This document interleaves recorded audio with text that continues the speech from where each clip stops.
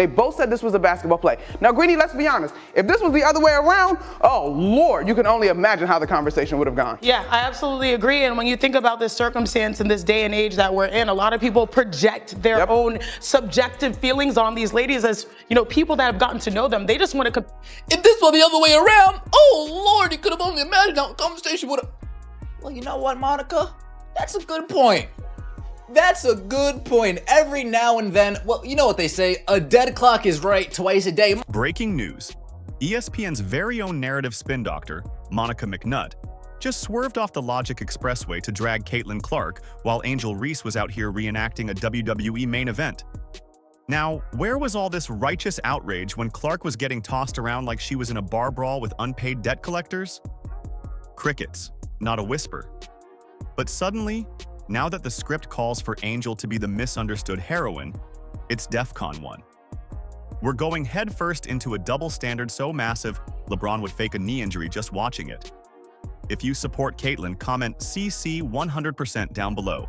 Let's go. This video that is ESPN Monica McNutt going on a little rant about double standard with Caitlin Clark and Angel Reese over this flagrant foul in the WNBA. Yes, our high priestess of performative commentary, Monica McNutt, has returned. She wakes up each morning, brews her hypocrisy tea, and bows before her altar of depends on who did it. Caitlin Clark gets bodied like she's auditioning for an NFL Blitz package? Not a word. You could hear the silence between Stephen A. Smith's monologues echo through the ESPN hallway. But Angel Reese flicks a wrist or throws a glare, and suddenly Monica's delivering a keynote about sportsmanship and emotional intelligence like she's running for office. Oh! And they will go to the monitor. Wait a second. To review this one. Yeah, that's right. Boom! Cold clock in her head. Oh, so this was the other way around. Oh, okay. The only difference is one was a hard foul that got called a flagrant, and one was a blatant non-play on the basketball. Let me just whack Caitlin Clark across the head. And as you can see, she was fairly far from the basketball. Fast forward. Angel gets physical, again, and Monica's on TV like she's hosting a masterclass in chaos theory. One shove from Reese becomes a national crisis. Monica activates like a Marvel origin story, turning into a fusion of Captain America, Gloria Steinem, and Oprah. This was a clean, oh, now's my chance to get a swipe in. Let me take it and get a swipe in because I hate that girl that wears 22 over there in Iowa. And then look at our soft-ass teammates. Look at the sack of potatoes doing absolutely nothing while Caitlin Clark sits on the floor. No, nobody stands up for Nalissa. Have fun in Dallas, honey. See you wouldn't want to be you. We had to bring in some real teammates. But what did Caitlin Clark do? What did Caitlin Clark do in this situation? Accountability? Oh yes, but only if your jersey says Clark on the back. If you're Caitlin, you better not breathe hard in someone's direction without getting called out for cultural insensitivity. Let's be honest. Caitlin Clark could get decked mid-drive, have her arm yanked out of its socket, and Monica would still be on ESPN talking about how it's a character-building moment. And all that talk of supporting women in sports? Apparently, it has a disclaimer at the bottom that says, unless her name is Caitlin Clark. The second Clark enters the conversation, Monica's women supporting women energy vanishes like a Snapchat streak. Wow. One game into the WNBA season, guys. One game in. And we have mythical racism out there. Yeah, no proof, no evidence whatsoever, but the WNBA is investigating and ESPN just says, we must believe the WNBA, man. Racist comments. You heard that, what she said, right? Where was the comments? Where were the comments at? I don't even believe that Angel Reese even mentioned anything about racist comments. I must have missed that. And that sound definitely was not a monkey sound. It just wasn't. Boy, what a pathetic network ESPN is, guys. Remember that moment when Caitlin was shoved to the hardwood like she just skipped out on Rent? Monica was nowhere to be found. The studio was quieter than a church basement. ESPN's producers probably started Googling, "Do we care about consistency?" and then gave up. But let Angel throw a little attitude after a bucket. Boom. Monica's in the studio, lights, camera, lecture, sirens, graphic packages. This goes beyond basketball. Yes, Monica, it really does, but not in the way you think. I think it's time to take away the microphone from Monica McNutt. I'm sick of her, bro. I'm really sick of her. This is the biggest goalpost mover in the media when it comes to Caitlin Clark. This isn't even about basketball anymore. It's about McNutt's full-time job of narrative crafting. 1 minute she's cheering for letting women play physical. The next she's having an emotional breakdown because Clark dared to play through contact. And no, this isn't a one-time gaffe. This is McNutt law. If Clark does it, it's arrogance. If someone does it to Clark, it's empowerment. Catchy slogan. Terrible journalism. What do we have right here? Because Caitlin Clark did take quite the beating last year. Was it just Angel Reese, or did other players decide to take some cheap shots at Caitlin? Oh, it was other players. That's interesting. Chicago Sky. We're gonna... Oh, whoa, whoa, whoa! Did you see what Caitlin Clark did? What did she do after a hard foul? She got up and walked away because she's not a classless piece of trash. Oops, did I say that out loud? My bad. Welcome to the ESPN Matrix, where objectivity is on life support and Monica McNutt is the minister presiding over the funeral. There's no balance, just a non-stop cycle of framing every play Clark's involved in like it's part of a greater social justice documentary. Kennedy Carter. Kennedy. Dejanay Carrington. Tiara McCowan. Oh, look at Izzy Magnabor going straight for the head. Oh, there's Angel Reese again. There's Angel Reese again. There's Dana Evans. And guess what we did last season? We did nothing but play ball. Remember when Caitlin got wrecked in back-to-back games? ESPN turned it into a feel-good montage about hustle. Passion, they called it. Determination. Meanwhile, Clark's checking to make sure she still has working limbs. Monica? Probably drafting a tweet about how this builds mental toughness. And let's not overlook the transformation of Caitlin Clark from basketball icon to walking scapegoat. This is the girl who dragged an entire sport into prime time. The one putting up numbers so ridiculous they're breaking score tickers. She's turning casual viewers into diehards, and yet she's constantly portrayed as the problem because she refuses to be anything but elite. Translation? She's not following Monica's mood-based manual of acceptability. You know, I love how Americans, like a certain group of Americans, to tell you like, oh, there is no racial problem in America. We have passed racial relations being an issue. I don't see color and all these things. And all it takes is like one basketball game between Angel Reese and Caitlin Clark for it to turn into a goddamn race war, right? McNutt wants us to celebrate women's sports. Sure, but only under her aesthetic. Strong is fine. Competitive is okay. But if you get fouled, just smile politely and whisper, "Thank you for the lesson." Monica's vision of equality is basically Caitlin Clark being the league's emotional punching bag, while ESPN turns every hard foul into a teachable moment for white humility. You could write a book, 101 Ways to Rebrand Assault. When it's not against your favorite player, featuring Monica McNutt on every page. Angel Reese. Is that better? If I breathe like that, is that better? Showing that I'm all discombobulated and I can't think straight? Caitlin Clark knew it was a flagrant foul. And she got up and she hit her free throws. She didn't turn it into a whole song and dance. She didn't turn it into a theatric play. She didn't turn it into a whole performance. She didn't do anything like that. Angel Reese, on the other hand, she walks back and forth and chases Caitlin Clark down, doing that clout chasing thing that Angel Reese does, reliving the glory days. She sits on the check-in table, hears absolutely no racial slurs, hears absolutely no mean sounds, hears absolutely nothing but boos being rained down from Gainbridge Fieldhouse. And of course, the WNBA released a statement. Monica McNutt, you do realize that those things never happened, right? Even Stephen A. Smith, yes, that Stephen A., the man who could yell a thesis at a brick wall and still get a standing ovation, was left without a hot take for once. That's how deep the Caitlin Clark backlash spiral has gone. We're talking about the undisputed champion of sports verbosity, a man who could turn a paper cut on LeBron's finger into a 45-minute monologue. And yet, he stared into the chaos surrounding Clark, blinked, and had the nerve to go quiet. If that doesn't tell you the situation's cooked, nothing will. I applaud the WNBA for their statement. Got no issues with it. I get where both of y'all are coming from. Y'all 1,000% correct. I don't disagree with a syllable that y'all have uttered.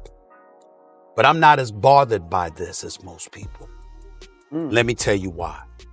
I'm not bothered by this because I love when folks are stupid enough to show themselves. Because what's happening here isn't just absurd, it's a masterclass in gaslighting. Caitlin Clark gets elbowed in the chin, blindsided on screens, checked like she's in the NHL, and all we hear is the tumbleweed rolling through ESPN studios. Those same talking heads who act like it's a federal offense when Draymond Green sneezes on the court. Now they're too shy to speak. They vanish like integrity in a poorly edited highlight package. But the minute Clark shoots a logo 3 and dares to make eye contact with the rim, now she's the problem. A menace. A disrespectful diva in sneakers. You see, what we need to worry about. Remember, as they say, you can have cats in sheets. We see them coming. And they said, no, just take off the sheets. Some folks said, just take off the sheets. We just gonna put on a suit and infiltrate and look like everybody else. So ultimately, a wider scope of people can be contaminated because you don't know who is. And somehow, this tidal wave of overreaction always finds its emotional lighthouse in Monica McNutt. While Clark is out here being body-checked into next week, Monica's in studio ready to host a town hall on emotional maturity and tone. The woman who once begged for physical play in women's basketball suddenly can't handle a smirk. We went from let them be aggressive to Clark blinked, call the hotline, real fast. Does Caitlin Clark and Angel Reese have any love or like for one another at all?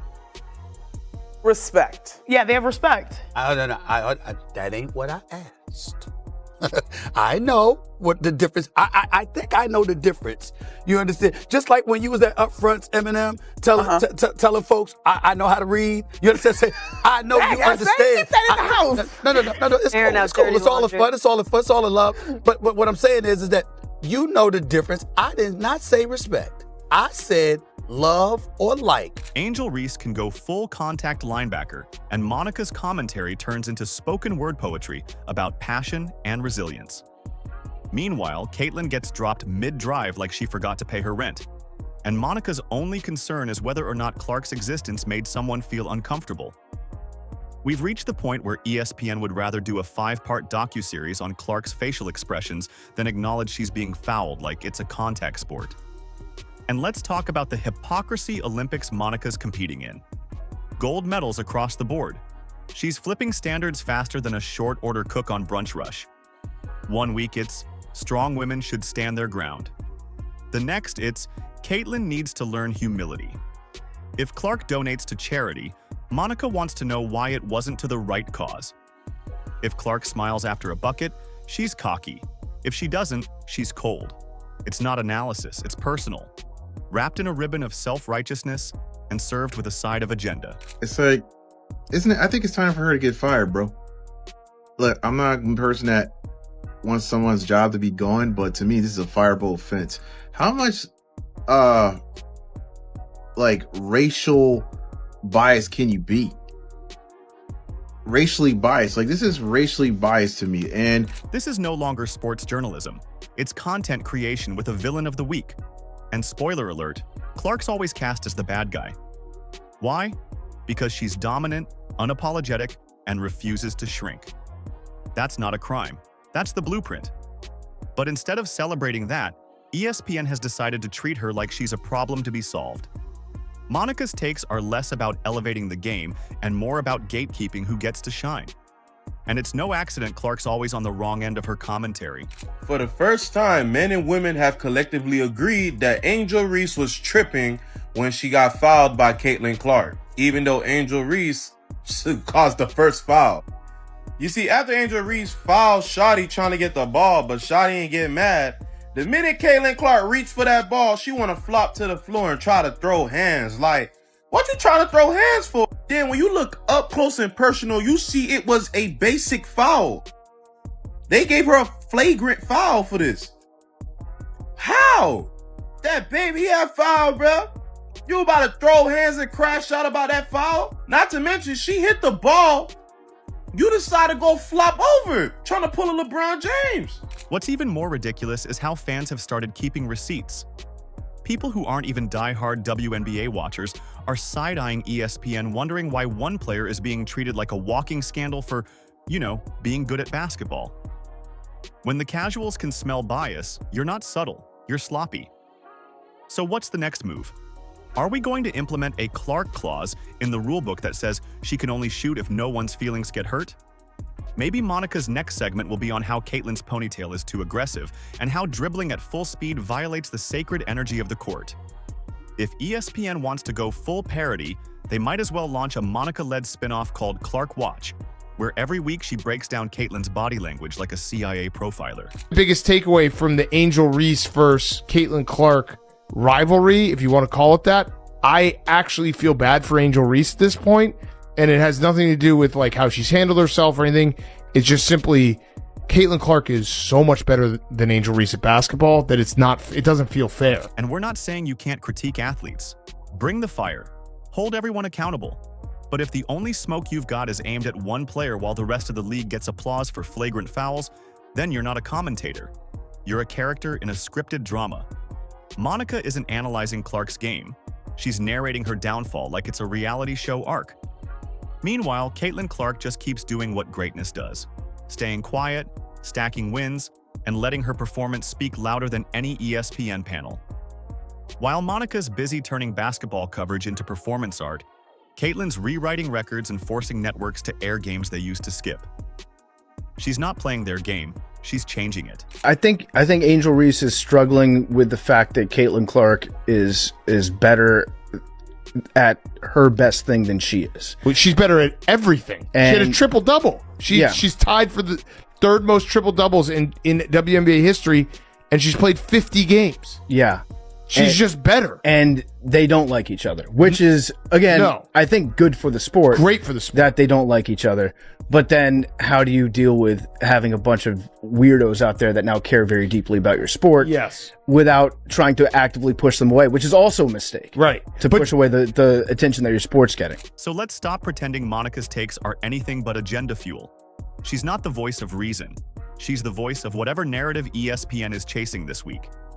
And fans, we see it, we hear it, and we're done pretending it's normal. Monica can keep spinning, but the spin cycle's broken.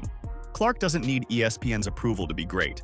She's already living rent-free in every highlight, every pregame show, and every think piece trying to dissect her every move. Stay tuned for next week's saga of how Caitlyn's breathing pattern disrespects the game, featuring Monica McNutt live from her echo chamber of selective outrage. Until then, Caitlin Clark will be busy, breaking records, elevating the league, and brushing off elbows like confetti. Because real stars don't need a narrative, they are the narrative. If you support Caitlin, comment CC 100% down below. Like, subscribe, and turn on all notifications so you never miss out. Click the video on the screen, and we will see you in the next one.